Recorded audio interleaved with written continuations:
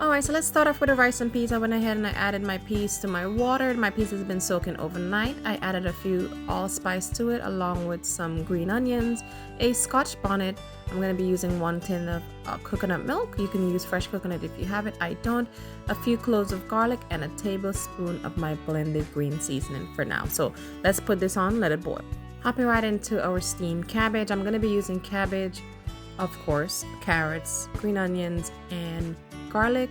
I went ahead and added everything into a pot. So here I have cabbage, green onions, garlic, fresh thyme, some scotch bonnet that is chopped up.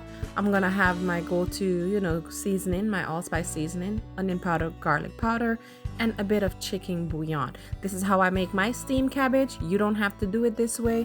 Do it however your mama taught you, but this is how I make mine. So I went ahead and added some of my blended green seasoning, a few sticks of my butter, and then I'm just going to add a splash of vegetable broth and let it steam. Alright, so let's go ahead and work on our marinade for our chicken.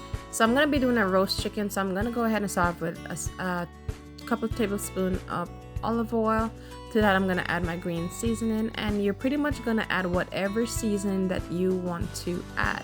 Okay, be very generous with the seasonings because this has to go over all of your chicken. So I'm pretty much going to list all the seasonings that I added in the description box, so don't worry about it.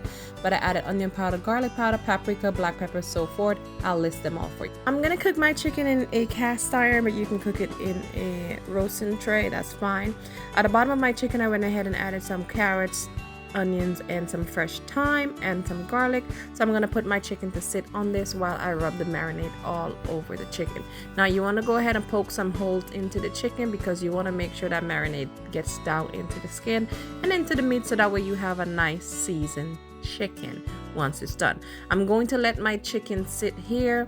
You can let this marinate for about 30 minutes or even overnight. Alright, so let's work on the coconut curry shrimp. I do have some shrimp that's been seasoning, garlic, thyme, and carrots.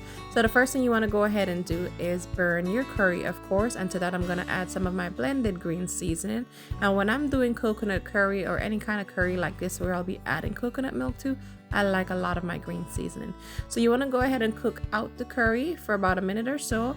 To that I added my vegetables, my garlic, my carrots, thyme, and of course my ground up jeera.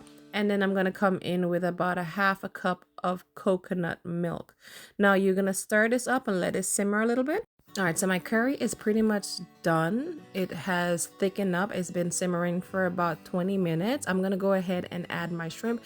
Everybody does their own different, guys. So I'm adding my shrimp. I'm just going to turn off my heat, but I'm going to leave my pan on the stove top so it'll just cook with the residual heat. And that is pretty much about it for this. Alright, everything is coming together now. Checking on my rice and peas. My peas is pretty much done. I went ahead and added some chicken bouillon seasoning to that. And then I'm going to go ahead and add my allspice. Of course, I add that to everything. And then I added my washed rice. As you can see, you don't want this pot to be full with water. You just want it to be enough to cover the rice. And now we're going to just let this steam and bring everything together. Alright, the curry's finished. The rice is pretty much done. Cabbage is finished. Now we're almost done with our roasted chicken. You want to go ahead and pull it out of the oven. And you want to baste it with its own juices. Now you're going to uncover it and pop it back in the oven for the final 20 minutes. It's going to get a nice crust. It's going to cook all the way through, but it's still going to be super juicy. So let's do that and then we plate up. Alright guys, so everything is pretty much done at this point. Our rice and peas is finished, cabbage is finished, and our curry is pretty much done. And we do have our roasted chicken. This is so delicious, guys. I hope you guys can hop over for dinner. Let's share a plate, share some laughs with each other. But let me go ahead and plate this up so you guys can see what this is looking like for Sunday dinner. Alright, and this is our delicious dinner plate for tonight. Shrimp, rice and peas, roasted chicken, and cabbage. I do hope that you guys are enjoying my videos. Thanks so much for the love. Continue to watch, like, share, comment, and subscribe. And until next time, peace.